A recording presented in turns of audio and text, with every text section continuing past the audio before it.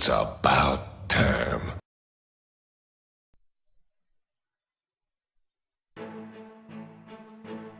Welcome, ladies and gentlemen, to Quick Cast Episode 4.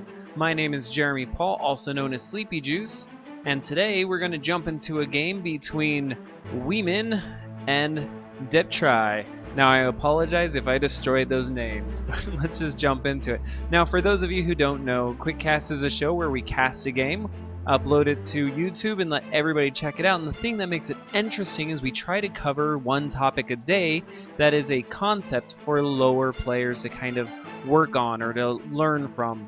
This way we have a chance to include people into the community that would not normally be able to get into the game. It's a hard game. It's a hard game to learn. So we want to make it as accessible as possible while enjoying the games ourselves. Now today we'll be looking at a high diamond low masters game, so take that for whatever that means.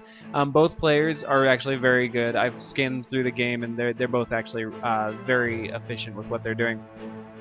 Today we'll be playing on Alkaline Wastes, which is a two-player map. Its own most notable features is there is a destructible rock at the third base, which makes people not usually take that base. There are two towers on the corners that most people just ignore. In this game, nobody's going to take either of those. It's going to be a fairly straightforward game, and none of that's going to come into play.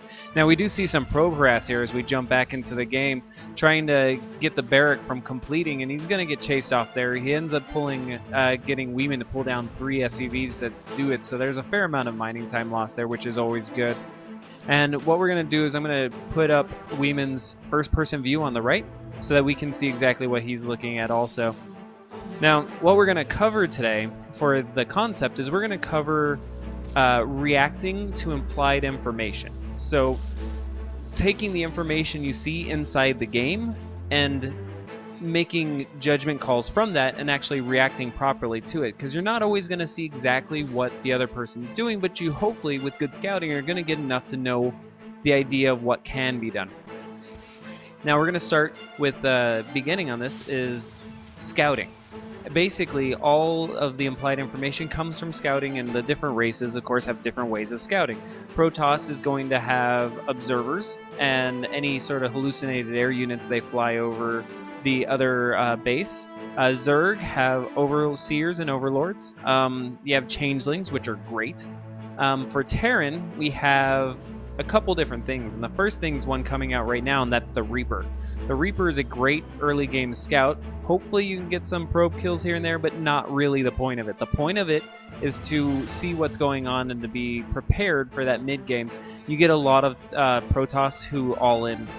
It seems to be very popular right now for the race. Not that it's a bad thing, it's just kind of what people are leaning towards. We do see that the Terran player, while getting that scout out, is going to be going for 1 Rax expand, and he'll probably be pushing straight up into medevacs. Now, while this Reaper is scouting around here, Terran also have scans, which are amazing.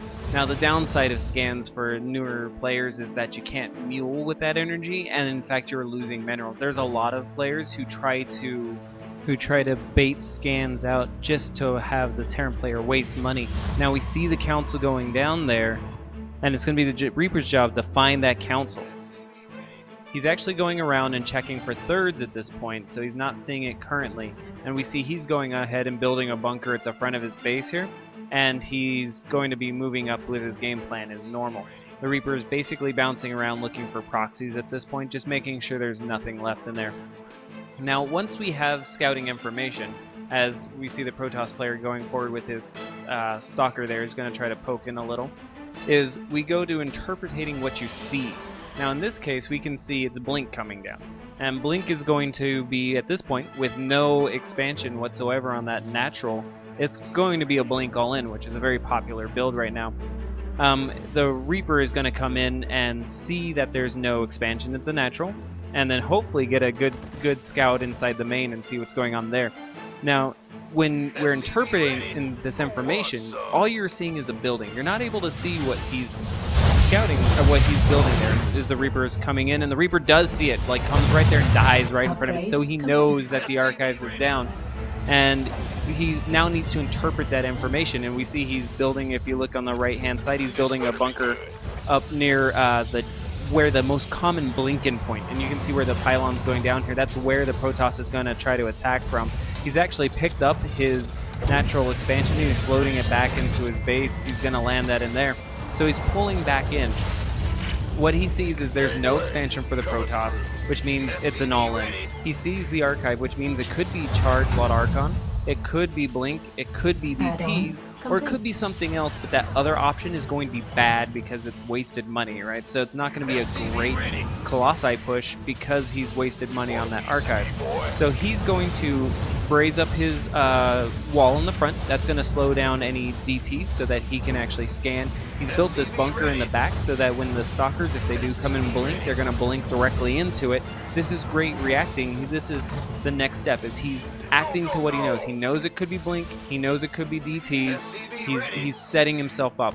Then the Protoss player blinks in and he's right next to the bunker there. The workers are pulled off the line and they're trying to trap the Stalkers in the corner there. The Stalkers are going to have to move out of there pretty quick because here comes the Marines, and they blink out to the back of the main. Now, where it's a great blink out there, they're not really attacking a whole lot of stuff, and they get trapped again by the workers. The Marines, though, they blink out again. The Marines are running them down. The Protoss player is now coming down here. He's seeing the tank come out. The tank is great for the Blink All-in because tanks do wonderful against Stalkers. He blinks out, and the natural expansion that he thought was there is no longer there. He was going to be able to jump down there and do some more harassing, but because the Terran player reacted properly to that and actually pulled it back to the main, that natural command center, there was nothing there for him to do, and now he's outside of the main again, and the Terran player can actually macro up. He can go in. You can see he's up at a higher army count at this point, and just about even on worker count, but he's going to be able to produce SCVs 2 at a time when he starts going, whereas the Protoss player is still only on one base with no production whatsoever, nothing in there. You can see it's just pylons going down. Meanwhile, we have medevacs coming out, we have tanks out, we have bunkers at both the jump-in point and at the main gate there. We have Stim about to finish. This is a great position for the Terran player. He's basically held off the all-in, and now he's just now in a soft contain with his 2 command centers in the base. The Stalkers here with the high ground vision from the mothership are able to pick off both units and also buildings that are on the front. Once that reactor goes down, he'll probably need to get that barracks out of there. But there's not much he can do to actually move up in there because the tanks behind the line are actually really good against Stalkers. Stalkers have to shoot at range, otherwise you have to walk them in, and if you walk them in, then the Marines are able to shoot them. And Marines have incredibly high DPS. So whereas Stalkers outrange the Marines normally, if they have to go in to kill something else, those Marines then can chew away at the Stalkers very quickly. Now, we can see that he's still making Stalkers here. He's not saving up money for an expansion. He's throwing down another proxy pylon to keep up the pressure. Meanwhile, on the Terran side, we have SCVs coming out 2 at a time. Stim's about halfway done.